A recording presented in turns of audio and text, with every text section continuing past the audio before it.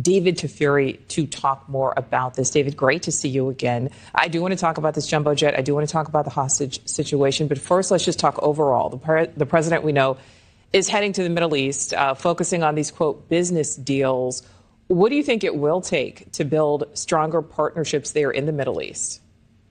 Well, first of all, the fact that President Trump has chosen these three Gulf countries to be the first official work trip out of the country for the president will create a lot of goodwill with those countries. They really wanted President Trump to come there. They feel like they're being celebrated and respected by the fact that he chose to go there first. Remember, in his first term, his first visit overseas was also to Saudi Arabia, where he made a big speech, and there was a lot of talk about strengthening relations between Saudi Arabia and the U.S., and that will be part of the discussion with all three Gulf countries. But the discussion is also going to be about some of the conflicts, as Joe mentioned. The issue of Iran and President Trump's goal to get Iran to do complete dismantlement of its nuclear program, the issue of Gaza and whether a ceasefire can be achieved. And remember, a ceasefire is just the first step in resolving the overall conflict in Gaza. You also have to have solutions for who is going to govern